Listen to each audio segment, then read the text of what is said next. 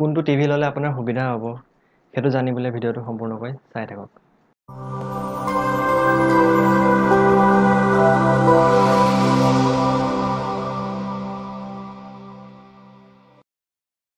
নমস্কাৰ, মই প্ৰিয়াংকই আপোনালোকৰ মোৰ ইউটিউব চেনেললৈ স্বাগতম জনাইছোঁ। আৰু আজি আমি জানিম LED, LCD বা OLED ডিছপ্লেৰ বিষয়ে, যিটো আপোনাৰ টিভি বা মোবাইলত লাগি আহে আৰু কোনটো ল'লে আপোনাৰ বাবে সুবিধা হ'ব। প্ৰথমতে আহোঁ LCD লৈ। LCD হৈছে লিকুইড ক্ৰিষ্টেল ডিছপ্লে। আৰু LCDত থাকে কি আপোনাৰ দুটা লেয়াৰ থাকে। প্ৰথম যিটো লেয়াৰ থাকে য'ত লিকুইড ক্ৰিষ্টেল ডিছপ্লে বুলি কোৱা হয়, তাত কিছুমান কালাৰ প্ৰডিউচ কৰা হয়। আপুনি যেতিয়া ভিডিঅ'টো প্লে' কৰে বা টিভিটো অন কৰে, তেতিয়া তাত কিছুমান কালাৰ আহে আৰু এই কালাৰখিনিত কোনো পোহৰ নাথাকে বাবে আপুনি খালী চকুৰে ভালকৈ আপুনি টিভিত কি ওলাইছে সেইটো দেখা নাপায়। আৰু সেইবাবে ইয়াৰ পিছফালে এটা বেকলিট দিয়া হয়, মানে পোহৰ দিয়া হয় পিছফালৰ পৰা বগা পোহৰ এটা দিয়া হয়।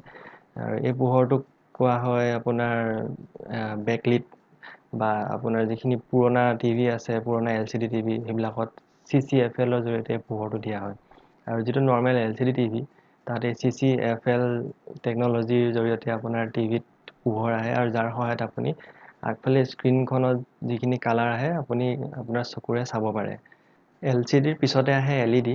LED ডিছপ্লেবিলাকতো LCDৰ দৰেই LCD এখন থাকে আগফালে, য'ত বিভিন্ন ধৰণৰ কালাৰ প্ৰডিউচ কৰা হয় যেতিয়া আপুনি ভিডিঅ'টো প্লে' কৰে। আৰু তাক আপোনাৰ চকুলৈ আনিবলৈ পিছফালে কিছুমান পোহৰ দিয়া হয়, আৰু এই পোহৰ দিয়া পদ্ধতিটোকে LED বুলি কোৱা হয়, কিয়নো তাত এখন LED পেনেল লগোৱা হয়। আগৰ যিবিলাক LCD টিভি আছিলে, সেইবিলাকত CCFL টেকন'লজি ব্যৱহাৰ হৈছিলে। কিন্তু বৰ্তমান যুগৰ যিবিলাক LCD টিভি আছে, সেইবিলাকত LED পেনেল ব্যৱহাৰ কৰা হয় আৰু সেইকাৰণে চমুকৈ LED টিভি বুলি কোৱা হয়। আৰু LCD টিভিত যিটো CCFL টেকন'লজি ব্যৱহাৰ কৰা হৈছে, সেইটো আপোনাৰ ঘৰত যিটো CFL বাল্ব থাকে, তাৰ যিটো পদ্ধতি, সেইটোৱে পদ্ধতি বুলি আপুনি ভাবিব পাৰে।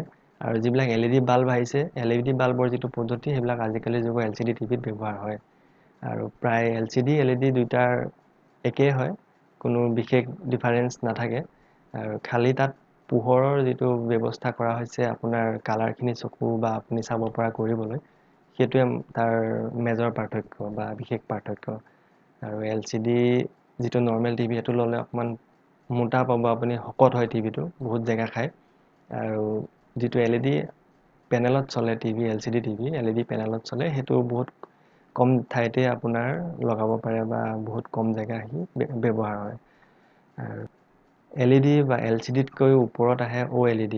ইয়াত কোনো LCD পেনেল নাথাকে, ইয়াত কিছুমান সৰু সৰু LED ব্যৱহাৰ কৰি গোটেই ডিছপ্লেখন বনোৱা হয়। আৰু এই সৰু LED বিলাকেই কালাৰ প্ৰডিউচ কৰে আৰু ই বহুত এনাৰ্জি এফিচিয়েণ্ট হয়, ই বহুত কম বিজুলী শক্তি ব্যৱহাৰ কৰে। আৰু সেইবাবে ইয়াৰ দামো বহুত বেছি হয়। আৰু টিভিটোৰ আকাৰ বহুত শ্লিম হয়, মানে চেপেটা হয় টিভিটো।